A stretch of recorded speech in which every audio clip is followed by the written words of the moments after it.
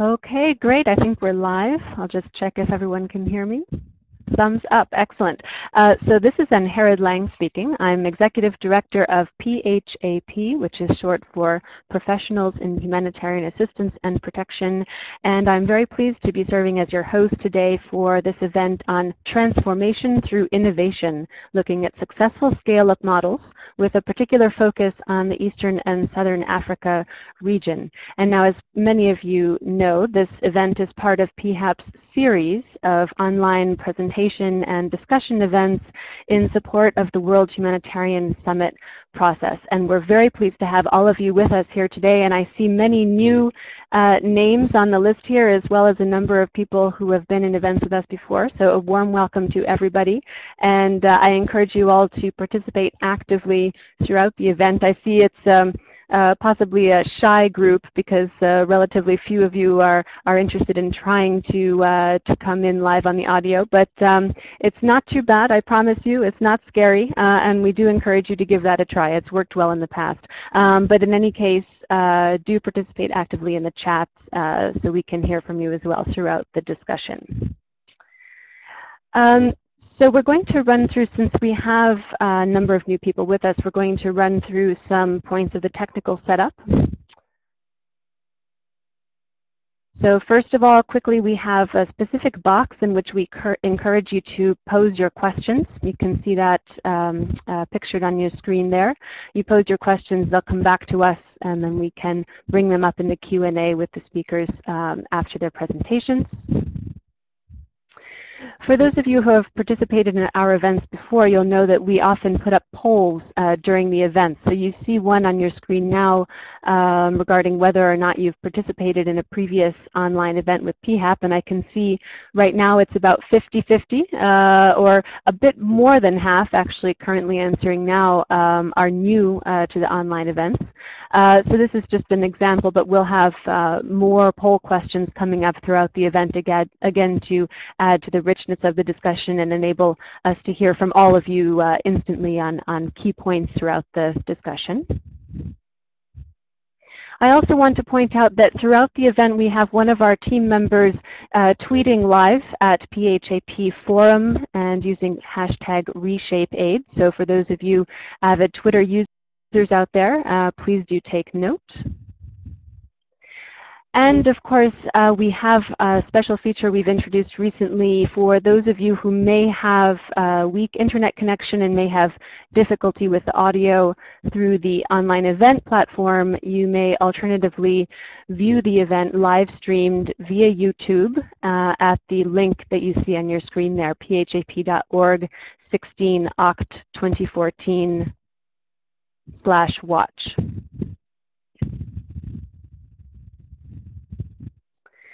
Okay, so with that, we'd like to get into today's topic, and I'll just briefly introduce today's topic, transformation through innovation, and particularly looking at the issue of scale-up models.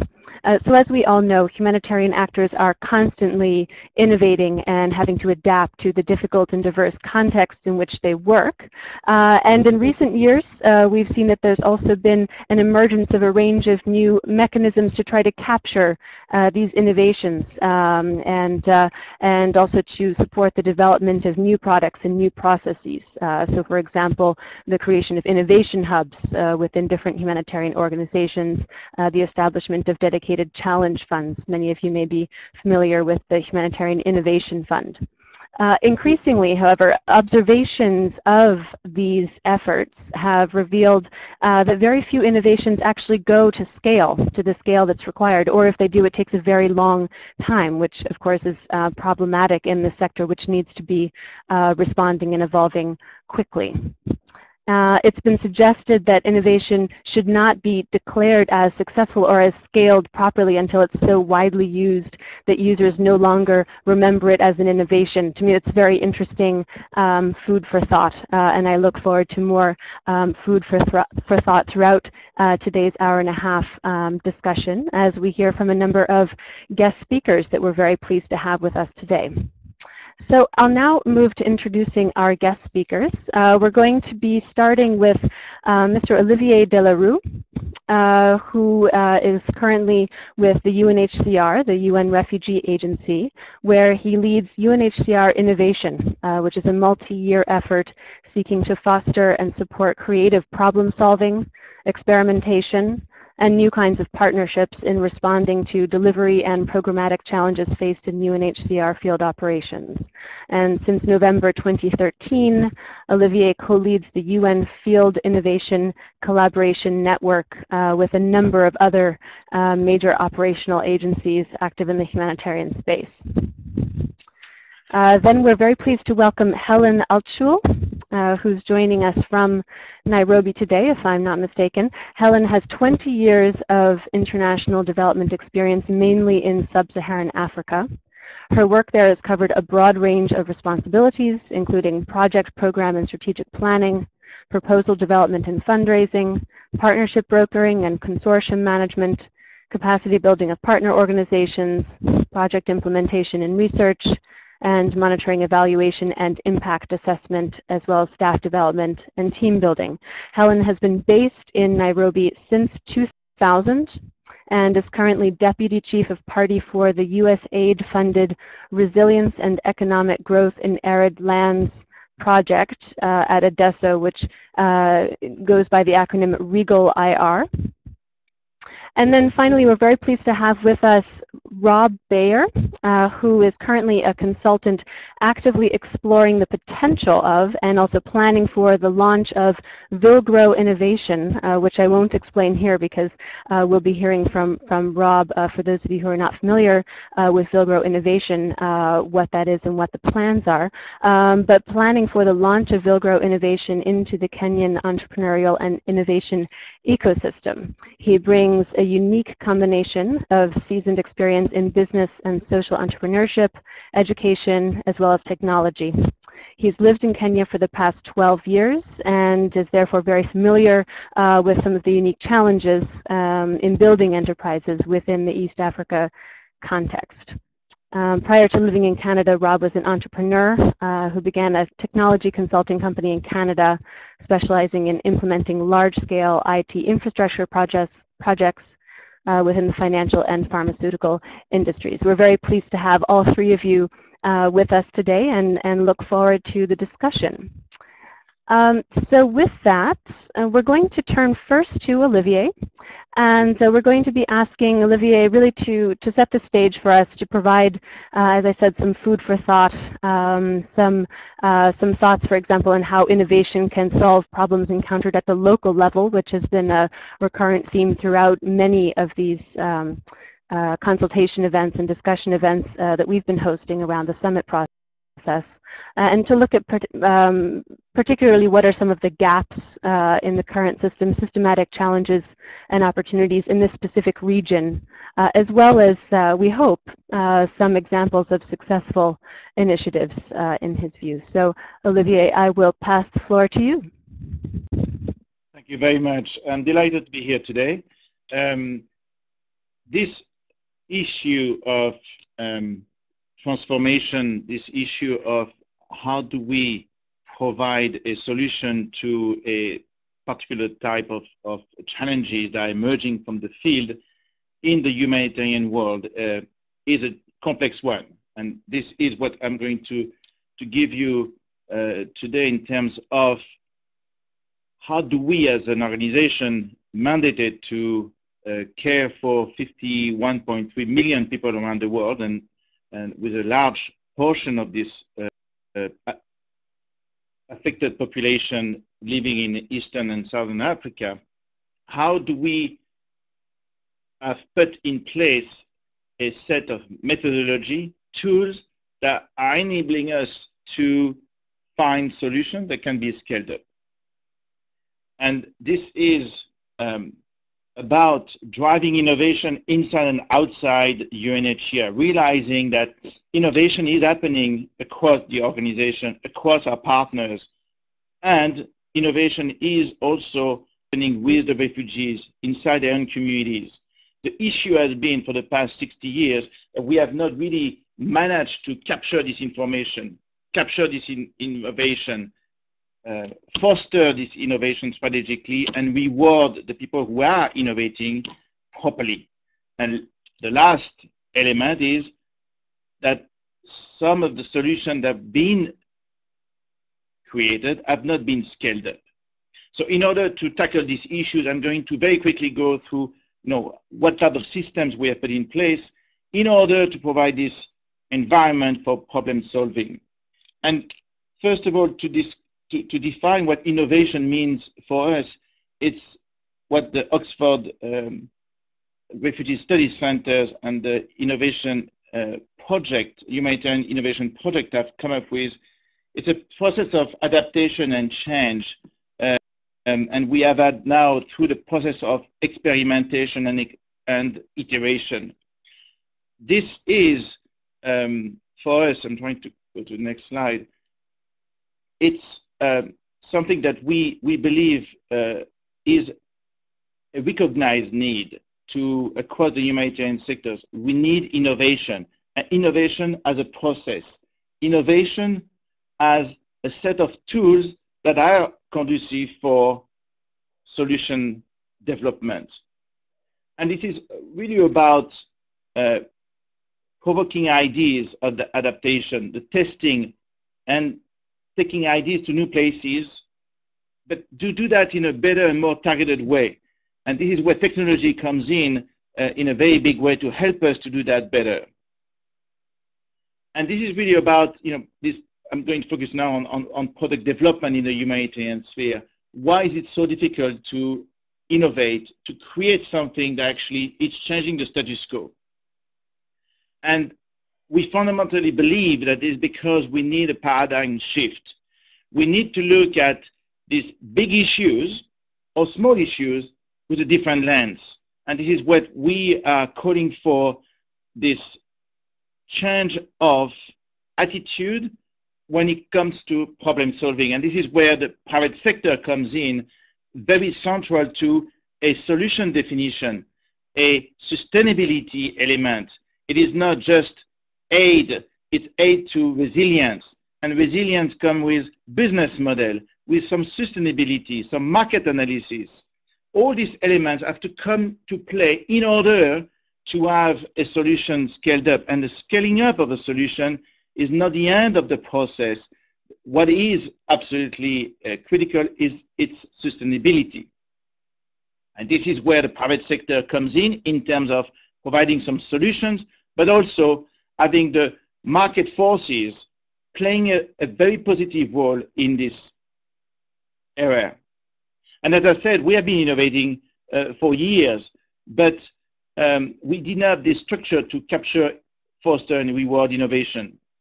And it's also about innovation is, what do we say, anything but business as usual. Is to do more with less, is to find always a chance to challenge the status quo in order to do things better, faster, cheaper, with a higher impact. And fundamentally, it's also about innovating with, and of course, I'm talking about the population of concern to UNHCR, the refugees. It's innovating with and for refugees.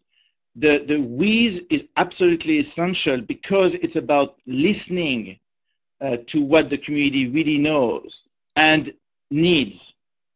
It's in a very respectful way, realizing actually most of the solutions have been either developed or are being thought through by the community. And if we don't pay attention in a really strategic way of this amount of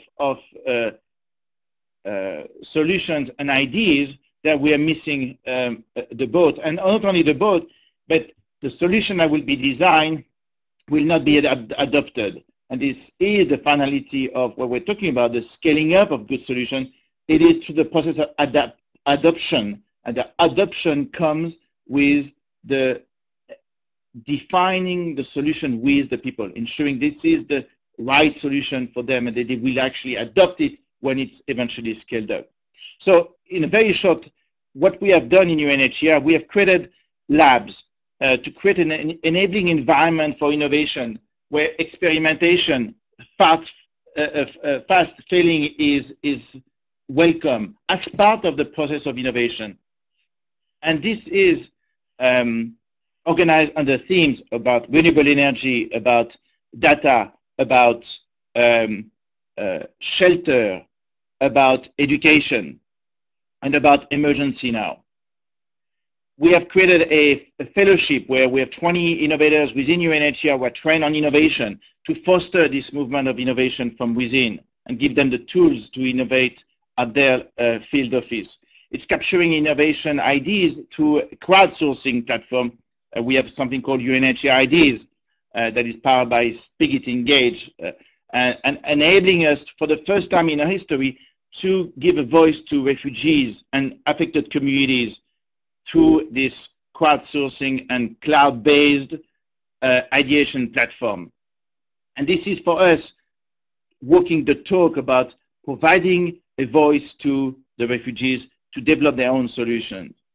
It's backed up by an innovation fund. You need to have some rapid availability of funds for prototyping, for iterating, and initially having this opportunity to scale in what we call the initial stage of scaling in order to prove the concept that is going beyond one country or one operation and affecting and being implemented in many. We have also created something called Innovation Circle, where the private sector has a place and is recognized and leveraged properly in terms of access to resources, expertise, and funding. And it's also about what we call innovation engagement. You need to bring the social media, the social aspect of innovation to bring people to the conversation, to give them a chance to be heard and to be part of this movement. So in summary, it's about this field testing, this human-centered design, making sure that the solution to the big design is fitting the needs of a community. And because it's done with the people, the success rate is likely to be higher. And this is what we're developing now and demonstrating through our projects. Now, for us, the solution that we are developing, especially in East Africa, is all about the well-being and dignity of the forcibly displaced. That's really the cornerstone of what we're trying to achieve. As I said, it's moving from aid to resilience. Even in forced displacement situation, you have a chance to live in this abnormal situation with a certain level of dignity. And we are just in Eastern Africa developing a very interesting new way of doing sheltering, especially in Ethiopia, where in Dolowado for the Somali refugees, a new type of shelter is being developed. It's called a refugee housing unit. And just to give you the scale of the magnitude of how complicated it was and why we had to apply a new way of doing business, 15 different companies came up together with the refugees, with UNHCR, with the backup of a foundation, the IKEA Foundation, to provide this critical R&D to develop a project like that. And this is also about the solution through an effective iteration process that we have developed. And now you are looking at something that is moving from a traditional tent to something that's much more resilient, as 3 years of lifespan, something that can be dismantled as a solar power, because refugees wanted a solar power with a phone charging. That is more secure because there's a door and there is a possibility of protecting from the heat and the cold. So I'm going to finish by giving you some sense also about how this methodology has actually helped us to create something that actually can be scaled up. So one is, you can see the IDs box has been developed by Bibliothèques Sans Frontières, and we are now trying to scale this across the region in our operations to provide a quick access to literacy, internet, and playground for children. and that was designed with the refugees and iterated with them. The second one is the project we're doing with the Vodafone Foundation about the school through platform and tablets in Dadaab in Kenya. We're just piloting this it's called a school innovations school centers that are enabling kids to get access to content online to the tablets. And this is for us the result of this process of iteration. We know it's working because people actually are hungry for this solution moving forward. And I will go very quickly now because time is running. But you know, in terms of setting the stage, this is what we are found that is enabling us to come up with solutions.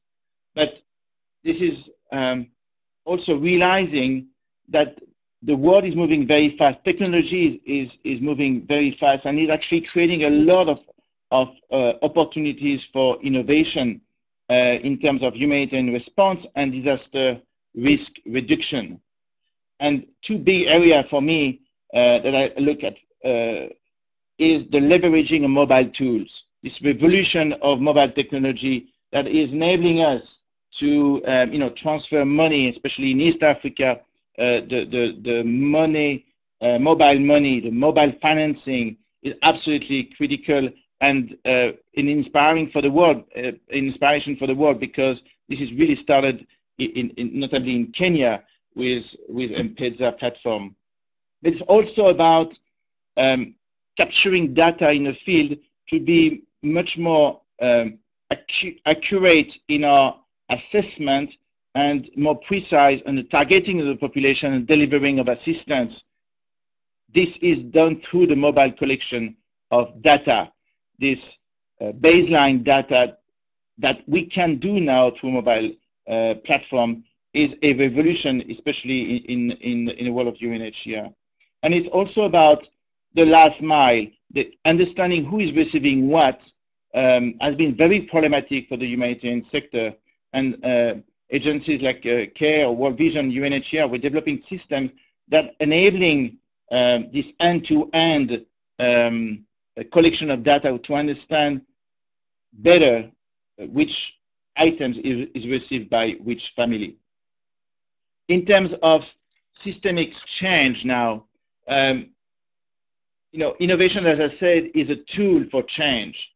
And it has to be considered like that. It has to be managed. It has to be seen as a resource that requires some management. It has to be also taken as a management tool by the senior leaders of organization. Innovation does not happen naturally. It has to be organized. It has to be fostered. It's also about understanding the key element of experimentation that also contain this risk element, the failing. But you don't fail for the sake of failing. You fail as part of an experimentation. You need to learn from the failing in order to iterate and come up with a solution that actually coincide with the needs. It's also linked to a big issue that the humanitarian world is facing, which is the funding structure. We are often bound by a yearly funding structure instead of a multi-year funding that will allow much more flexibility and a process of front-loading funding in order to save in year 1 or 2. Now,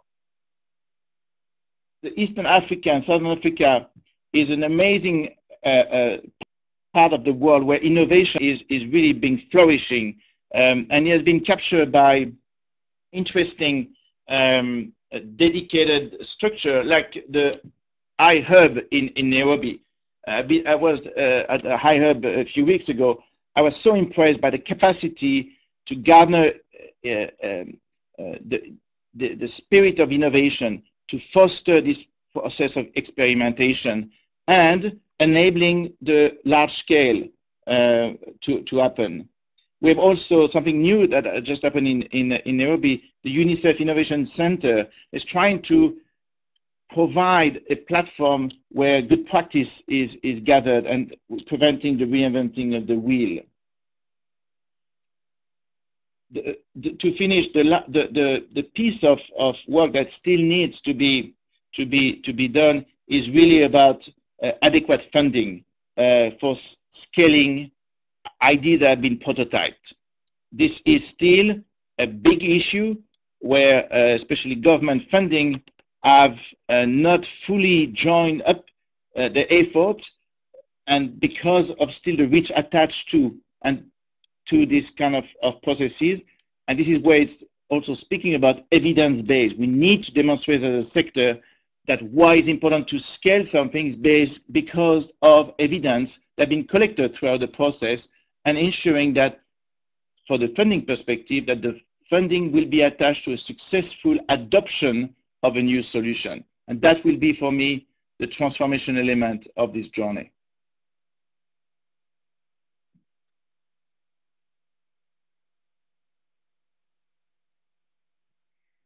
Great, thank you so much, Olivier. Very much appreciated.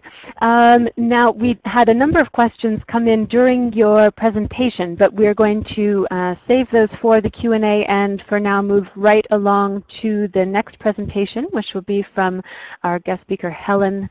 We're very pleased to have Helen with us again, working with Adeso on the REGAL-IR project, and looking at that project as an example of a successful scale-up of innovation for improving resilience in Kenya. So, Helen, I'm going to pass the floor to you. I think your audio is live. Over to you. Okay, thank you. I just wanted to just say a couple of words about Adeso, because some of you may not know who we are. But Adeso is an international non-governmental organization established in 1991. In response to the humanitarian crisis and civil war in Somalia. We've been working since that time in the region, Horn of Africa, Somalia, Kenya, and South Sudan. And we have a history of participatory, community-driven projects and working in pastoral livelihood and traditional customary structures. Before I go into the presentation, just to touch back to something Olivier said about the private sector role, one of the things that we feel is exciting about the REGAL-IR project is that our consortium is not just NGOs, but we also have 2 private companies within the consortium, which is to help to ensure sustainability. Let me move, so the partners in the consortium are at the bottom on that first slide, and the project is funded by USAID, Feed the Future. And so I'm going to just briefly explain in one slide a bit about the project, and then I want to talk mainly about an approach that we've been using in our project called PLPA, Participatory Learning, Planning and Action, as an example of innovation. So the REGAL-IR project is a 5-year project which started just over 2 years ago, so we've just begun year 3. It's $45 million. And the goal is to reduce hunger and poverty among pastoral communities in Kenya in the arid and semi-arid lands.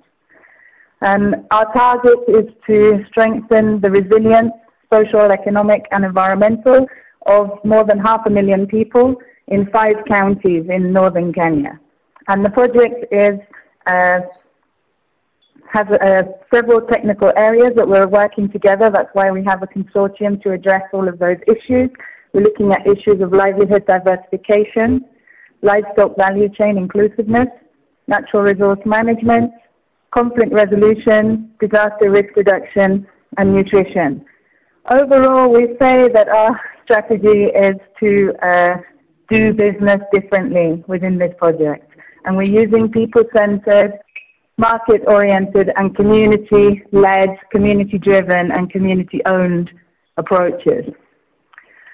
So I want to talk, as I said, about the PLPA, which is our approach to really involving the communities in designing the activities that the project is implementing.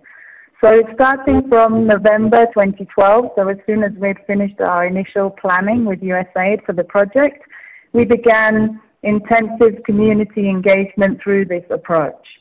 The PLPA approach is designed to build on the existing strengths and capacities of communities and support strengthening of institutions that already exist at the community level to take control of their own development so that communities can become self-reliant and regain their dignity.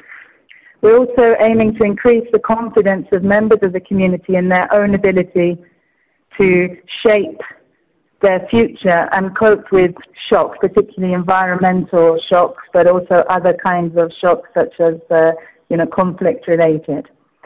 There's been a cycle of severe and recurrent droughts and disasters over the past 25 years or so in Kenya, in the semi-arid areas, which has prompted regular injections of humanitarian relief, in many communities creating a sort of dependency syndrome. The outcomes that we're getting from the PLPA process within the communities demonstrate that they aspire to be self-reliant, and that when there's some level of facilitation, they are willing and they're able to take initiatives on their own and not just wait for development actors to intervene. So the PLPA process has 5 steps. The first step, we had intensive training for our own staff, our partner staff, other NGOs working in the 5 counties, and also county officials from the government of Kenya. And the main part of the field work involves community engagement, using a number of participatory tools to understand the key resources and constraints within those communities, analyze the existing institutional landscape, and then use that information to develop with the community possible future scenarios for development. So the culmination of the process, which is very intensive, I mean, we've been working with the same community since November 2012 and adding new communities as we go along, is the production of what we're calling CDAPs, or Community Development Action Plan. So the Community Development Action Plan is a plan developed together with the community based on their aspirations, their skills, the gaps and their existing resources. And it's really all-encompassing. So it goes beyond just the thematic areas that we as a project in REGAL-IR are addressing to look at all of the aspects of community development.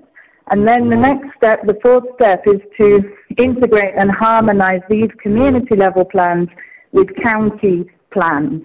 So in Kenya, there's a new devolved governance system down to county level, and the counties have their own funding that they can allocate to county plans.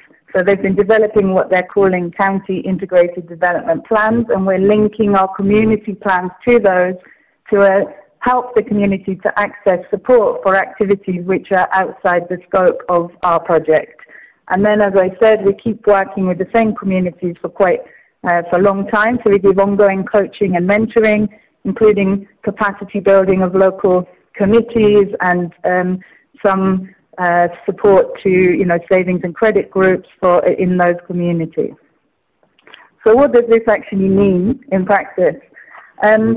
There's some examples here that we have in some of the counties where we've been working. So, for example, in Wajir County, which is a large county bordering on the northeast of Kenya, bordering Somalia, the community has successfully used their community development action plan to lobby the county government to give them funds to construct a new maternity ward and a borehole in the community, and those activities are ongoing.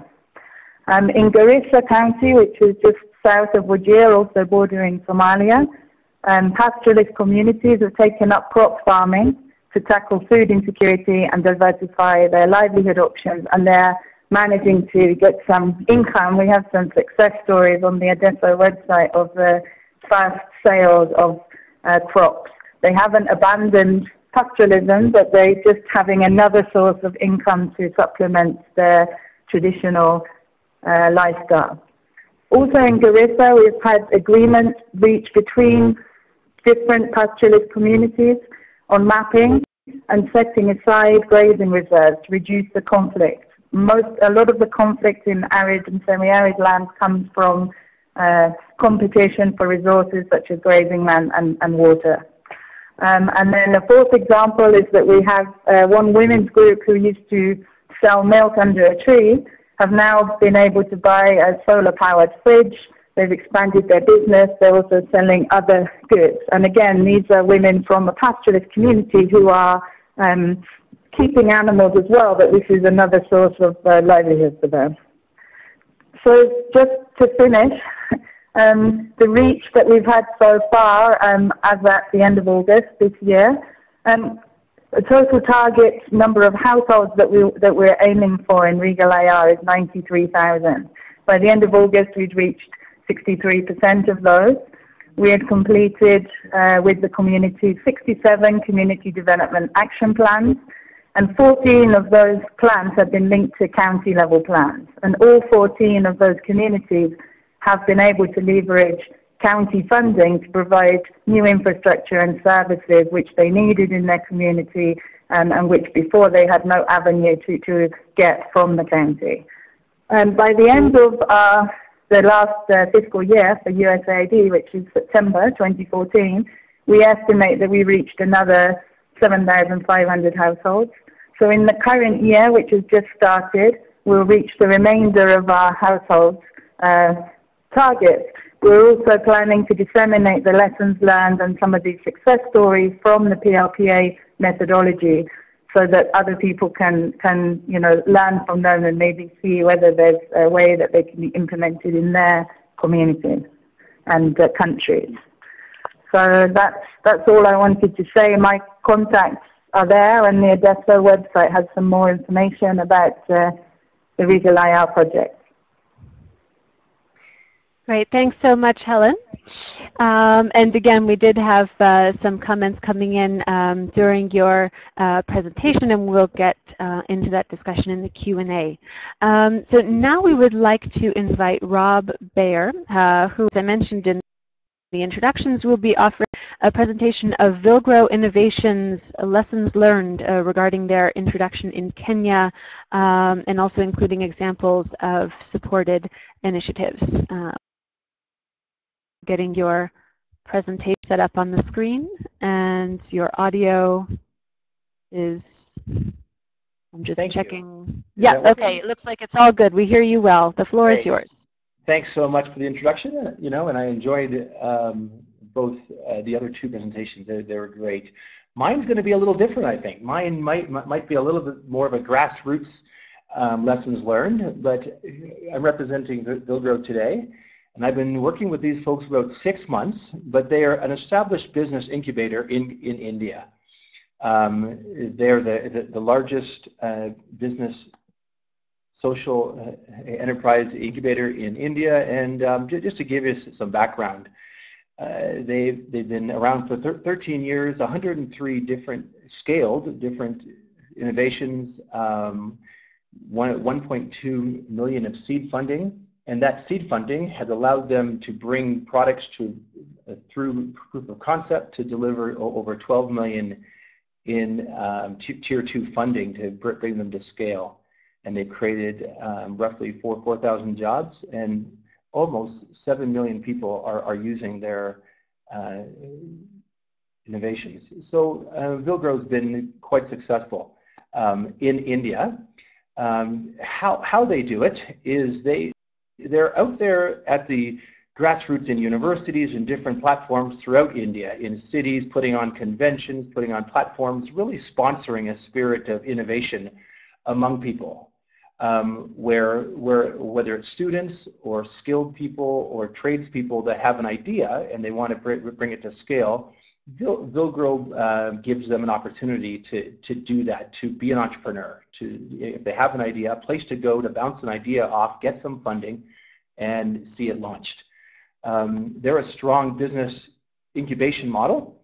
If you are selected, unlike other incubators, they don't have a classroom model. We have much more of a extended model where we want to bring the innovation in and basically keep them in the program for years until it actually is scaled.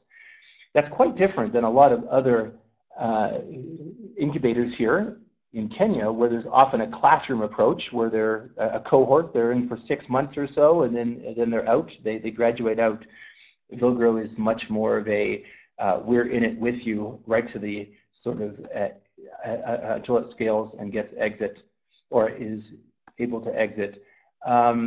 Just briefly on their value chain in India, Villgro works across sectors, and whether it's ag tech or energy and education and health. But in Kenya, the initiative that I'm leading, we have a team here in Kenya. We've been asked by Grand Challenges Canada, which I'll share briefly, to focus in health and really supporting sectors that aren't being supported now.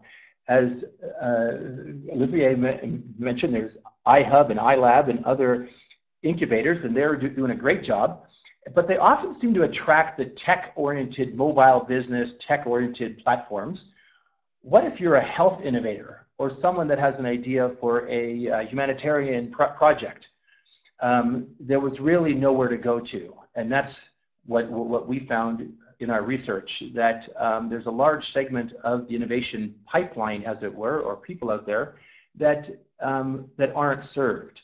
And yeah, so I'll go on to the next slide a little bit about our role in Kenya now. Grand Challenges Canada provided 50 innovators in Kenya with $100,000. And so each one received that amount to sort of spur a life sciences or health innovation ecosystem. And so our team has been meeting with every one of them and learning about their innovation, seeing what it needs to scale. Some have dropped out, some are carrying on, but it's been a fantastic amount of money, not just for the good of health sector, but also to foster this sense of innovation among the health system, and that's been a big win. And so we are working towards a Villgro Kenya, which will focus in health and really helping in sectors that aren't being served in the market. Yeah, so what have we learned? You know, I tried to align our learnings to the topic today. And so these thoughts are meant to get the discussion going, and yeah. So what do I see as greatest gaps in this sector? You know, and I would say that in my 6 months of speaking to lots of people in the whole sector, the innovation sector, I didn't run into actually anybody that was working in the humanitarian and DRR space. That's interesting. So to me, it tells me there's probably an awareness gap there.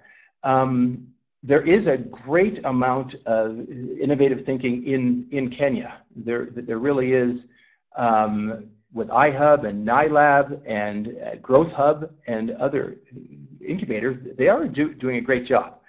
The question is, though, that they tend to turn out or focus on particular type of entrepreneurs or innovations.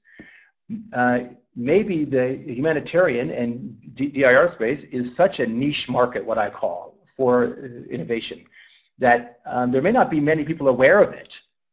And so there may be innovators or folks out there that have an idea and just never had quite some idea on where to go to. And so there could be that. Sorry, my slide here is a little bit, can't see it here.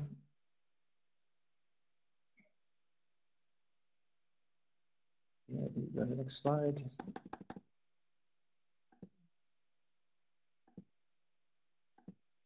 Okay, sorry about that, folks. My internet goes up. Okay, what challenges and opportunities? Our lessons in the health sector have taught us that there are a lot of innovators out there, and they had nowhere to go. I wonder if the humanitarian response section is the same way, that folks, that there are challenges in terms of awareness, what are the problems? Who do I go to? How do I get involved? And what's in it for me? Those are real questions, and they're legitimate questions. On the opportunity side, which is the one that I'm most excited about, which one of the things that continues to astound me in this sector, or in Kenya, is there are so many wonderful things going on, but no one knows. Even today, you know, there was a conversation that I had with two innovators in the same sector being supported by the same grant body. Both of them would have clear areas of synergy, but both didn't know about each other. I wonder if that's going on in other sectors as well, in the humanitarian sector. So I would say, understand what are the current challenges there, and what are the current value chains, and make people aware of them. Engage existing incubators. As the one presenter said, iHub and others have wonderful people.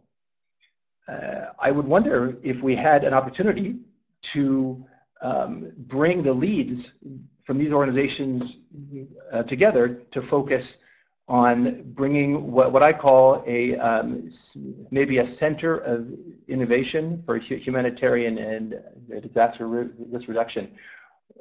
Bringing these folks together to be able to maybe think collaboratively and think synergistically about how to create a platform that makes innovators aware, that brings in students, brings in universities, the different labs, and the private sector. Okay, here's some from our pipeline, just a few from the Grand Challenges pipeline. Fresh Life, I won't speak to each one, but they're a pay-for-use public toilet that is seeing tremendous scale. And they are growing. Grand Challenge was part of the initial funding for them, and now they're well on their way. You know, but then there's another one, Bonza Toilets, that's in the wash space, and is quite new and innovative, and is up and coming. And that one is looking for co-funders. So there's some that scale quick and some that don't. There's also and so access to medicines. That's quite an innovative approach where they're working with the public hospitals in order to provide drugs at reduced rates with the public pharmacies. And so it's quite an innovative way to provide folks with cheap drugs, and yet in a sustainable way. Yeah, some of these will take more time than I have today to talk about. But what have we learned? And this is probably the key points. There are tremendous youth and professionals out there with local awareness, and so they are there. But we find that oftentimes the idea is separate from scaling it. So someone might have an idea, but they're not the business type or entrepreneur that'll see it scaled. And so we see that as a major gap. Soft skills and seed funding are a challenge. Many times an innovator, and we work with them in the health sector a lot, they're wonderful people that are down in a lab or have an innovation, and yet they have no idea how to scale it. So there's a difference between the business side and the innovation side. And so building the soft skills to see that develop is key. What I found too is that business is very open to sharing lessons learned and opening doors. And so as incubators, as our job is to kind of build bridges between the innovators and existing business or organizations, we find that they're quite receptive. And what I find too is that there's really a strong cross-section from across Kenya, from different regions of skilled innovators there, folks with that kind of capacity to innovate and learn. And last slide here. is, you know, some next steps, and these are shared with the Aspen Institute of Development Entrepreneurs. I would recommend, if it were me, four steps. What is currently there? There is so much overlap. It'd be fantastic to document the type of innovations that are already happening in this space. Create a community where this can be talked about. Innovation for this sector. Engage in existing incubators and universities, and bring in the private sector. That's all I'll share now, but yeah, you know, I look forward to your questions. Excellent, and thank you, Rob. Very interesting presentation indeed. And I will pick up where you left off regarding the sharing of information and the of what's already out there. I know that we do have a number of people in the virtual room today who are working in the Eastern and Southern Africa region and who have significant professional experience there. We have a poll up on the screen now asking for examples of existing innovation for humanitarian action that should, in your opinion, be scaled up. And I see a few ideas being put out there. But for any of the others of you who have something to share regarding a specific innovation that you're familiar with, please do feel free to share either in the chat or to click the raise hand button at the top of your screen so that we can bring you in on the audio. So in the meantime, I wanted to just catch everyone up a little bit on the poll questions that have been cycling through for everyone, and thanks so much to all of you for your responses here. So we first had a poll up on the screen asking, where do all of you, so the 50 people in the virtual room today, where do you see the greatest gap in terms of innovation? Is it a gap in the development of new innovations, or is it a gap in scale up? And we see a very clear majority, 73%, I believe it was, saying that really the gap is in the scale up. So that shows that the focus of today's event is well placed, and I really hope that the conversation can continue amongst all of you beyond today's specific event.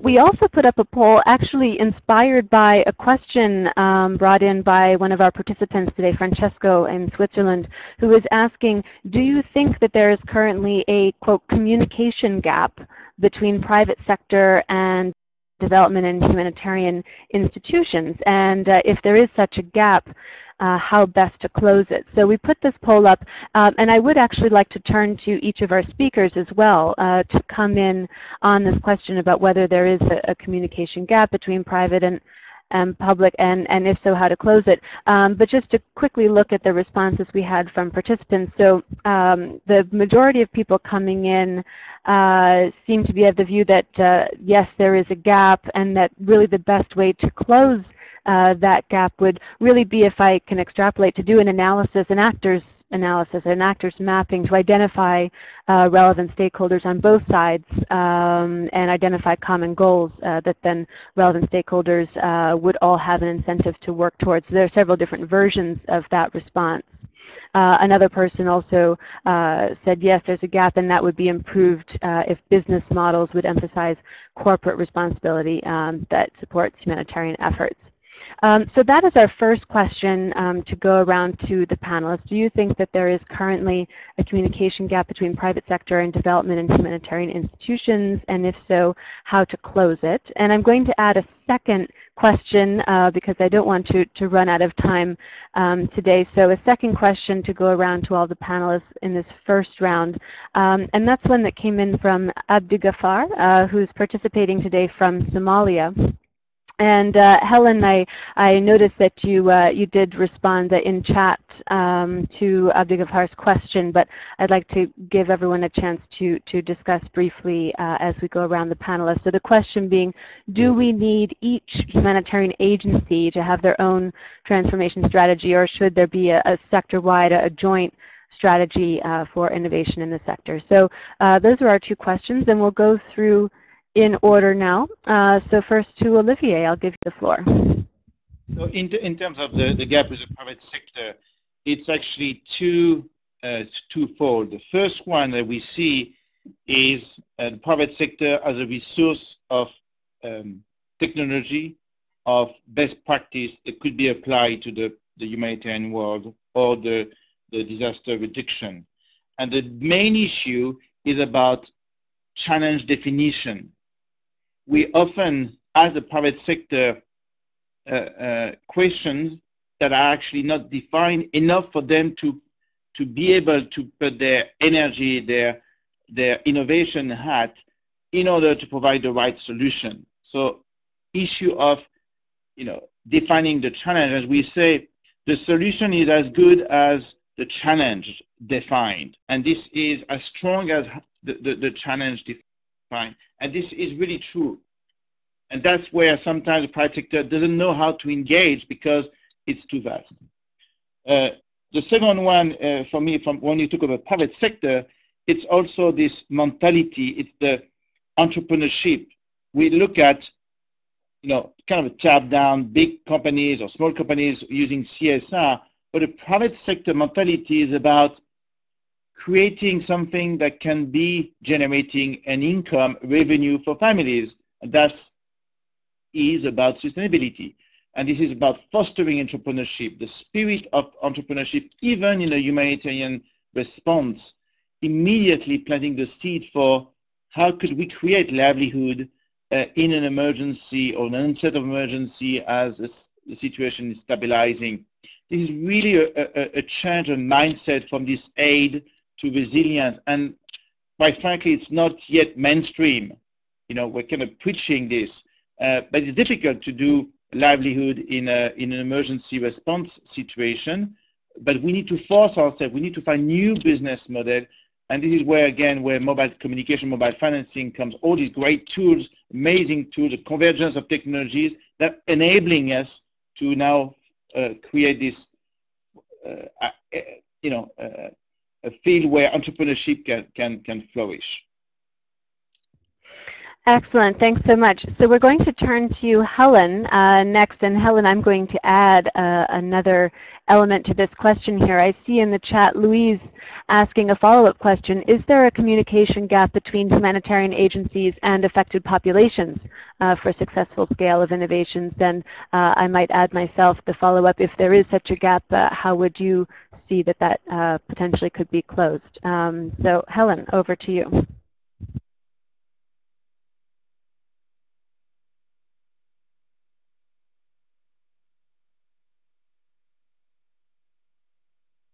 Okay, we're just checking your audio there, Helen. Oh, sorry. Now? Okay, yes, that's very good. I was saying for the first question on the gap between the humanitarian sector and the private sector, I think there is a bit of a gap. I would say that, the resilience is a buzzword at the moment. Obviously, the project that I'm working on has it in the title. But resilience is really the space in between the humanitarian response and long-term development. And I think there is, given that it's a sort of bridging, trying to stop people from, to build the capacity of people to cope with shocks and stop them from falling back into the need for a lot of humanitarian aid if there is a disaster. I think there is a role for the private sector. I mean, somebody in the chat, Jude Donne in the chat, has been talking about, where market-based approaches. And I think, the private sector obviously is going to get involved in business, but communities also want to get involved in activities which are going to be profitable to them, as well as, increasing their, diversifying their activities so they're not dependent on one source of income or one source of livelihood. And I think there is a role for the private sector, both in terms of providing opportunities, for people to get funding and for, for new ideas or new businesses that come in, and also in terms of technological innovations that can help in humanitarian situations. I think on the issue of communities and affected populations and humanitarian agencies, again, sometimes there can be a gap. It depends on the scale of the humanitarian disaster, but I think sometimes that if there's really a huge disaster happening, people are rushing in to help, and maybe there's not the usual kind of community engagement that happens in development situations. An approach like the one that we're using is very intensive in terms of time, and we've been working with communities for nearly 2 years, and only sort of recently started giving them any actual sort of concrete support, small amounts of money they're having to spend to save their own money for their own activities. So sometimes there could be a gap, but I think that if there was more of this kind of approach being used, or more results coming out from the community on what they want to see as their future, and also acknowledging what are the existing skills and resources within the community that they can use, that information can also help humanitarian actors who are going in an emergency. The last question on strategy for innovation, I answered briefly in the question. I mean, innovation is new by its nature. I think that there's no sort of one way of doing it, but on the other hand, there is a need for people to discuss more about the different approaches or innovative ideas that they're using, and to have more forums where people can discuss whether or not some of those approaches could be applicable in other countries or other situations, or in not just in the specific location where they're being used. Okay, very good. Thank you, Helen. So now we're going to be moving to Rob. And Rob, as I know you're going to have to duck out a few minutes early, if I may, I'm going to tack on yet another question to the list that I'm posing to you. I hope that you don't mind. It's so that we can get your comments before you have to take off. So we actually had another interesting question coming in from Abdigafar in Somalia. And he's observing if we're understanding innovation as a process of change and improvement, and then if this is emphasized more and more as a part of humanitarian response, could this actually potentially increase the risk that humanitarian efforts in countries such as Somalia will be perceived locally as an imposition of Western philosophy or a Western imposition of change? So that's a challenging question, but I hope you don't mind adding that onto the list. So I'm going to turn the floor over to you, Rob, and I think we're all set with your audio. Thanks. I am no expert on the second question, although I will say, Somalis have no problems with private sector. Here in Nairobi, there's large sections of the economy that I know that they are key and vital and run in a very private way. So, yeah, I'm not an expert. I've never been to Somalia, but I will say that the Somalis have no problem entering the private sector. Let me first say, the private sector likes money, and it sounds awful, but that's really the way it is. And so, if you want to engage the private sector, to me, the best way is to show them a potential for profit. And that profit could come with a problem. So as you share the nature of the problem, but also get a sense of, oh, you know what, there's also some gold at the end of that rainbow, you get the best of them.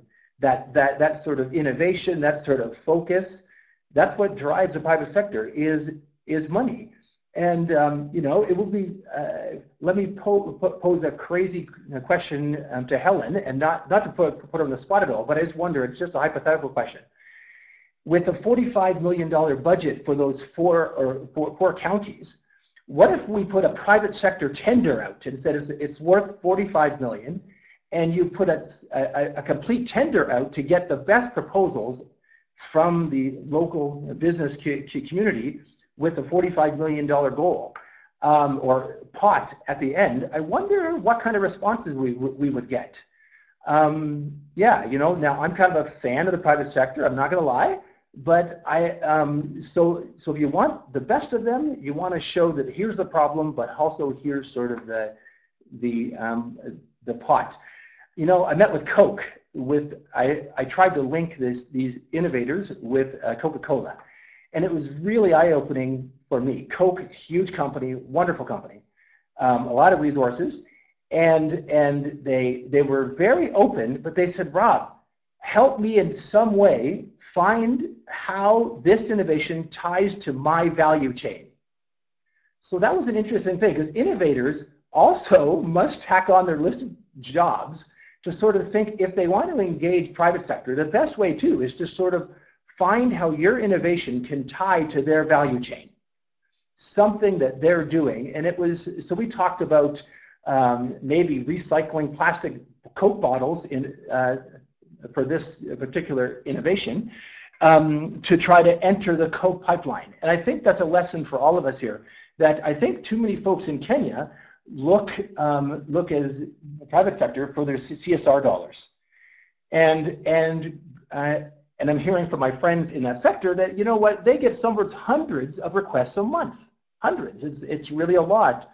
What if we turned it around and say, you know what, we don't really want your CSR dollars. We want the kind of things that you do well, which is your value chain and creating profit, is try to tap your innovation to their value chain. And I think that's that would be interesting. So again, sorry, Helen, for putting you on the spot there on that broad example. Okay, well, thanks a lot, Rob. So Helen, if you don't mind, I think I'll just turn back to you and see if you'd like to come in and respond to Rob's question or challenge. Friendly challenge. I think it's an interesting point, and I have debated sometimes with the staff, you know, looking at the population in the 5 counties where we're working and the amount of money, you know, trying to be devil's advocate, asking them what would happen if we just split the money between every household and gave them that money and said, okay, go ahead, make yourselves more resilient. Several of my team came back with examples of where that hasn't worked, and where people have received big payouts and have just blown all the money and nothing has happened. I mean, I think we are trying to solicit ideas from the local community. So what we have done is initially the project money was all allocated to the main consortium partners. But what we did last year was last financial year, so that's this year, earlier this year, was to review those budgets and to find. I think initially we've taken $1 million and we asked for proposals from each of the counties on what they would do, focusing on one of the thematic areas that we're working on, and we're about to give 8 small grants and see how that works to organizations which are based within the community and which maybe, you know, is going to increase sustainability, because as a project we're 5 years, but these are organizations who are already based in the counties and working there. We're also, as I said, we have 2 private sector companies in our consortium, and one of them actually is the biggest recipient of funding. I think their total amount is somewhere around $6 to $7 million dollars, and they're working to, it's a franchise, a social enterprise which is franchising animal health service delivery within the counties. And what we're doing is, it's a bit tricky as an NGO to work with the private sector in terms of contracting, you know, the whole legal side. But our rationale to the donor, because donors are also sometimes reluctant to fund private sector because they're saying, you know, these guys should have their own money.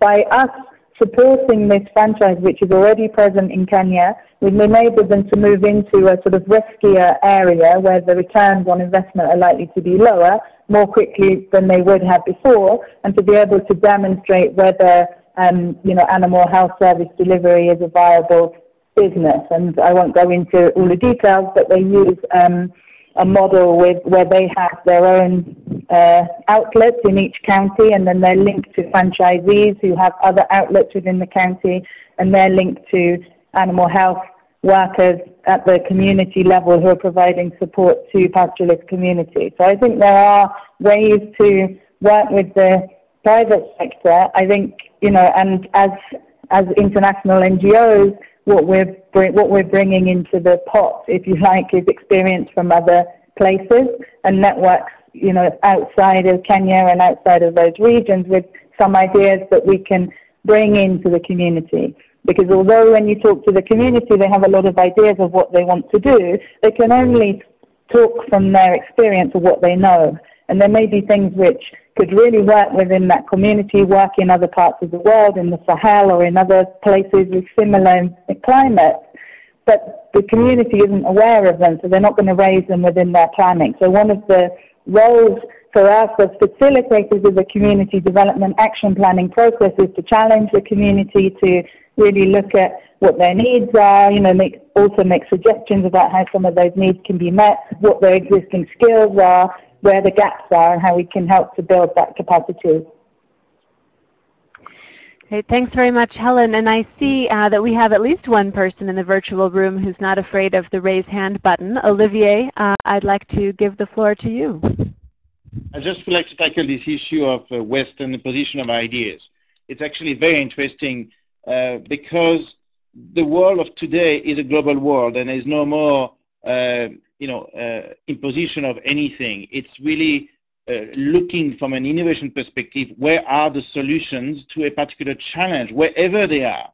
There's fantastic innovation happening in India now that could be relevant. The Barefoot College providing really new business models in terms of renewable energy managed by grandmas. Another example of fertilization across continent is a liter of light. I'm just putting it out on the website now, which is using recycled bottles, plastic bottles, to create natural lighting inside homes. And they are providing a new business model because this is fostering employment. Entrepreneurs are creating small factories to create this lamp out of recycled bottles. They are looking at a new business model of creating street light lamps, solar lamps, designed and produced by the community at a fraction of the cost of what it will cost to buy a solar street lamp in an international market, for instance. Again, creating local employment in refugee camp. But it could be done in any rural community affected by a disaster or humanitarian situation. And again, those ideas are coming out, really interesting places around the world. And this is where we're joining what Rob was talking about, this idea of a Center for Humanitarian Response and the Humanitarian Reduction Disaster, risk reduction. There is a lot of appetite for a place where good practice can be a place where evidence-based can be gathered in order to prevent the reinventing the wheel. And that's really my call in life now, is preventing the reinventing of the wheel, sharing best practice that is happening anywhere in the world that could be relevant for a particular solution. And I think maybe this is what the World Humanitarian Summit is really about, is potentially throughout the consultations, this kind of a center, the need for this kind of centers will potentially emerge. It could be a regional center in many parts of the world dedicated to a particular set of issues, focusing on an area that I will very much welcome, because that will help communities through access to a website to gather this information quickly, and then getting access to new business models. Great, thank you very much. And so now I see, as you were speaking, Olivier, my colleague Marcus put up a poll going back to that challenging question that that Abdi Ghaffar had posed regarding how innovation, when combined with humanitarian action, could be perceived. So we pose this to the group, and we see there are a couple of people who do think there's a risk that introducing innovation can be interpreted as an imposition of Western values, cultures, etc. But the vast majority of people, at least those answering the poll, and for those of you who haven't, please do, the vast majority of people, at least in this grouping, feel that there isn't such a risk. So that's an interesting result. So now we'd like to pick up another couple of questions here. So I'll go back to yes, okay, so yes, I'm just being reminded that Rob will have to take off shortly. So Rob, no specific question. I would like to turn to you for final remarks, so any additional comments on what's been said so far. And there is one question that's come in from Yusra in Qatar, which we'd love to get your input on. Do you have any additional suggestions regarding available literature about innovation, specifically in humanitarian work, that you may be familiar with, that you could share with the group? But in general, your closing remarks. Over to you, Rob.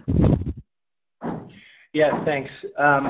I actually don't have much beyond what I've read myself, but I think Olivier, he would probably have more in that sector than I do. I'm fairly new in it, you know. But I just want to echo what I've learned working with the health sector in 6 months is there's tremendous lack of awareness of each other's innovations. So there's a lot of good things going on, and I'm always surprised that people don't know about each other's work.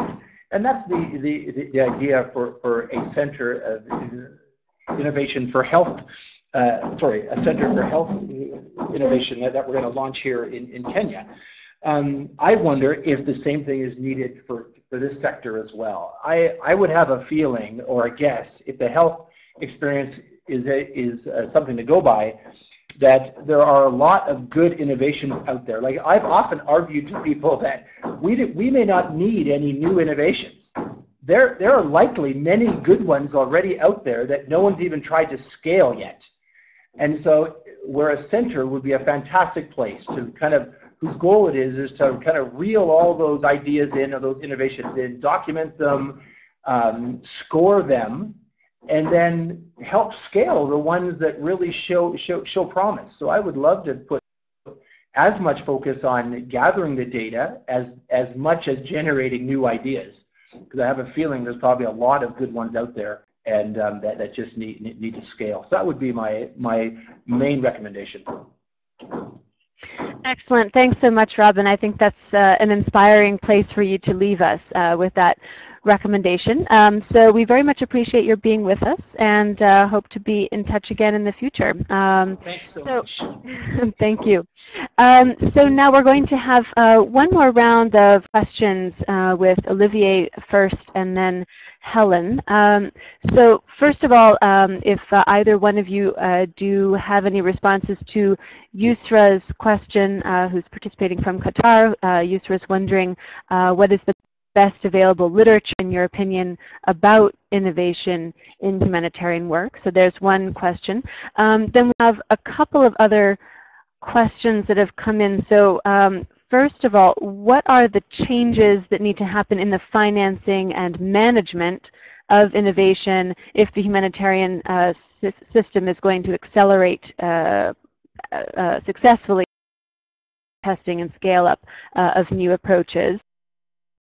And then secondly, what are some emerging models, if you have any in mind, from beyond the humanitarian sector on how best to manage innovation be applied to resolve humanitarian challenges? So a couple of structural questions. So one really about the financing and management of innovation within the humanitarian system, how that could change, and then second, are there any additional models that you're aware of from outside of the humanitarian sector, specifically on management of innovation that could potentially be applied in the humanitarian space? So of course, if you have any additional comments or additional points to make been brought up in this rich discussion so far, please do feel free to bring that in as well. We'll go first to Olivier. Thank you very much for this question. On the financing, this is really about what I was talking about earlier, is the lack of adequation between the needs and the financing systems today. At either step of the innovation methodology, funding for prototyping, funding for iteration, funding then for scaling. Few entities like the HIF, the Humanitarian Innovation Fund, have been established. But fundamentally, especially the government sector has not yet been able to embrace this new opportunities for financing because of their own structure and their own requirements in terms of evidence-based. That's really the crunch of the matter, and where the private sector actually comes very handy because they can take a higher risk. The venture philanthropists are stepping in much more now than ever before, crowdsourcing funding, such as Kiva, for instance, or other platforms actually providing an alternative to these more traditional funding sources. And that's great, because we cannot wait for government agencies to reform their own systems.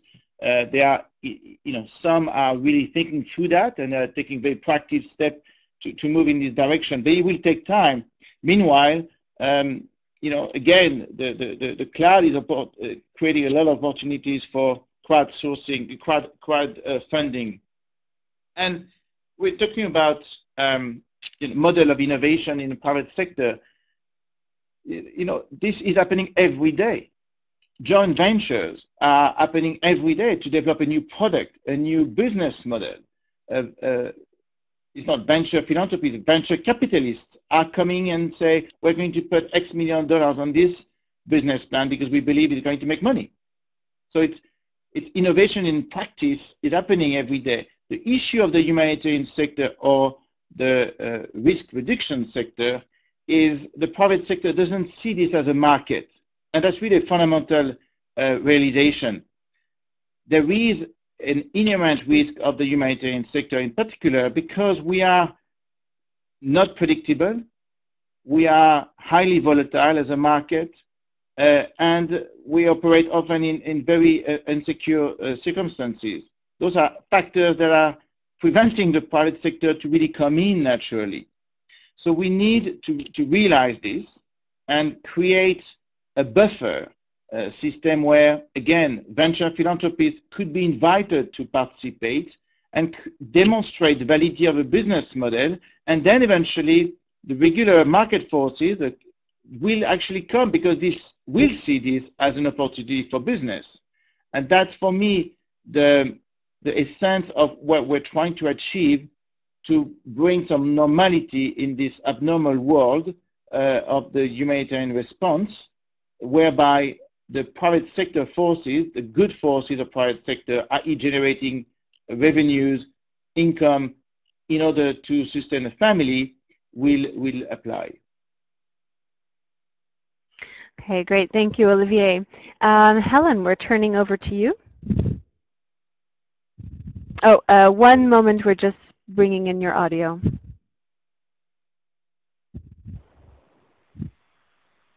Okay, you seem to be live. Floor is yours. Okay, thank you. I think on the financing side, I mean, I agree with a lot of Olivier said. I mean, I think for me, I've been in the sort of development and humanitarian sector for more than 20 years, and the thing which I think is missing in this sector compared with the private sector is if you look at a company, a big company, even a small company, quite a lot of their money goes into research and development. They'll have an R&D department, they'll be coming up with new ideas all the time. Some of them will work, some of them won't work. And that's missing in our sector partly because, there isn't the funding, or donors won't fund that kind of work. And I think there's maybe better ways of working together with the private sector to try and sort of jointly use some of the funding that they have to develop the innovations and the solutions. And also, as Olivier said, for scaling up or replicating work, a lot of the time when you're looking for funding for a project as an NGO, a donor will be wanting to say, no, what's new about this idea, what's different, and they don't want to fund something which has already been done or something which is ongoing, and they don't want to invest in that scaling up of successes, which is really a problem. So I see that on the financing side, although I'm not an expert on the, development finance.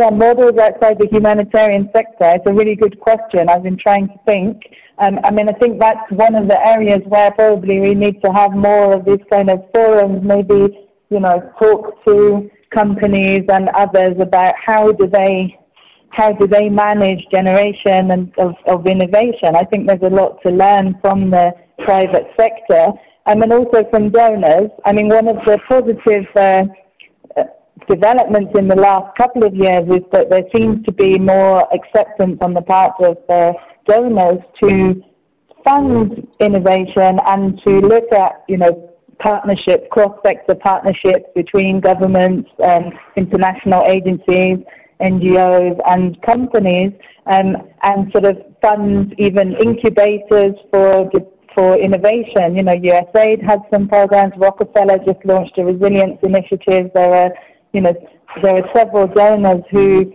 do that, but again, the issue is the amount of money that's available. Normally, it's very small pilots.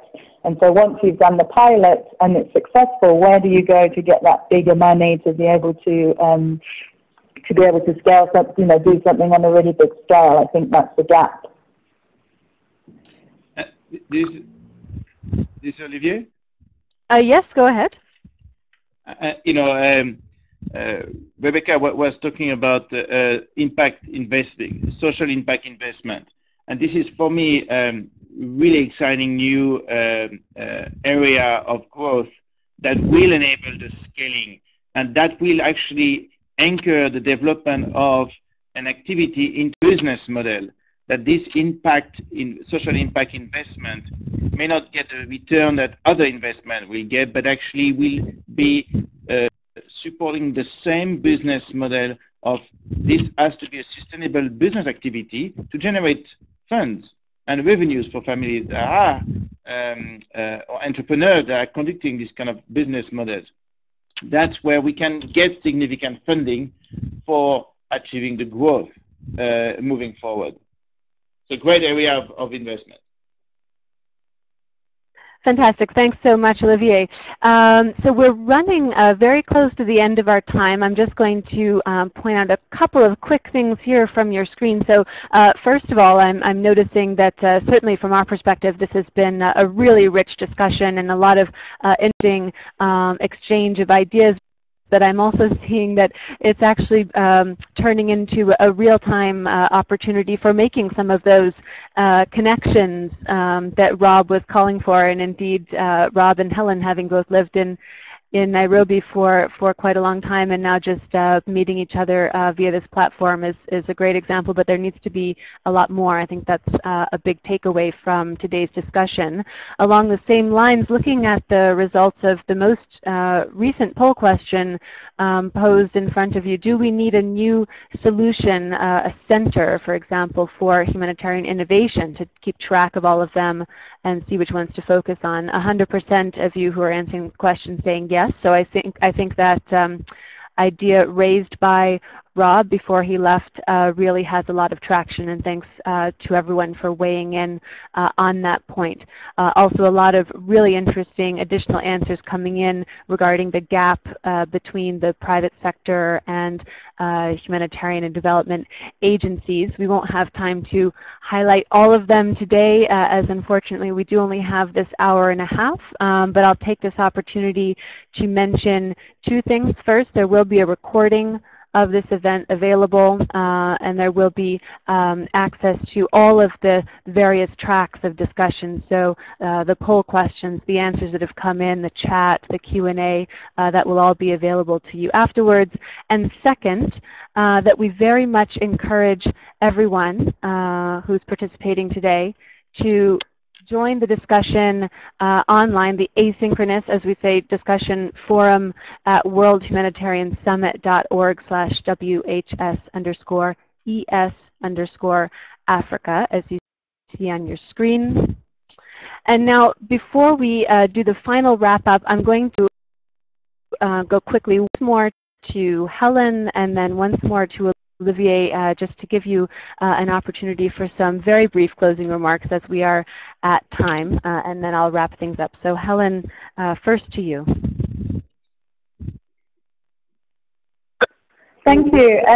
It's been really interesting. I haven't personally participated in one of these events before, but I will be again because I really like the different kinds of interaction, shy people, not so shy people asking questions. And so mine is just to say thank you very much for inviting me and Adeso to participate. And I really enjoyed the other two presentations and the discussion, and I look forward to continued discussions on this. And if anybody wants to link up with me, my email address is on the presentation that you'll be sent, and you can also find me on LinkedIn. Thank you. Fantastic, and thank you, Helen. It's been great to have you with us, and look forward to the next opportunity. And so now, Olivier, over to you. I would like to echo very much what Helen was just mentioning. I think it's a wonderful opportunity to share in a genuine way ideas, provoke some reaction, and make this whole sector move forward. Because we do operate in silos, we do have this tendency to reinventing the wheel, not looking at what other continents are doing, because life is complicated, because it is human nature to kind of work in a fairly introverting ways. We need to break this and to really open up. And this idea of a center, a depository place. We have been working very much with our colleagues, Louise Bloom, on the chat here at Oxford Humanitarian Innovation Project. Go and check it out. There's a link on it. We are partnering together, and they are the one pioneering this idea of gathering this best practice, evidence-based. And this is just an attempt. But the good news is things are moving. We're progressing. And even the fact that this World Humanitarian Summit is taking place in a very consultative, open, and transparent manner is a very good step forward in the right direction. And again, thank you very much for taking this initiative. Thank you, Olivier, and again, great to have you with us. We very much appreciate your time today and look forward to the next discussion. So with that, I will thank all of you for being active participants in today's discussion. I hope that we'll see you in future events. I'd also like to thank our team here at PHAP, so Marcus, Awatef, and Ben, who are working particularly hard today on all of the aspects of the live activity during today's event. Thank you to all three of you. And then I'll highlight a couple of upcoming events. So tomorrow, in fact, we have a special, this is not part of our regular series, but this is a special event also related to the summit, but also in direct cooperation with OCHA as well. We're looking at the topic of the power of business in the Ebola response. So that's another live discussion taking place on the same platform tomorrow, Friday, October 17th. And we encourage you to read more about that on our website and register now at the link that you see on your screen. And then next week, we're back into our regular series of events, just like the one we've completed today. So we're still focused on the Eastern and Southern Africa region, and we'll be moving to another theme. We're looking at the theme of humanitarian effectiveness and what are the regional priorities in Eastern and Southern Africa. We have an excellent lineup of speakers for this event, and we hope that many of you will take the opportunity to join us for the next discussion looking at this region. So with that, I'll thank you once again for being here. Apologies for running a few minutes over time, but it can be a challenge when the discussions are so active and interesting. It's difficult to cut them off. And I'll just close with encouraging all of you to take a moment as you leave the virtual room to fill in the poll questionnaires that you've seen just appear in front of you. So thanks again, and this is Arid Lands signing off from Geneva.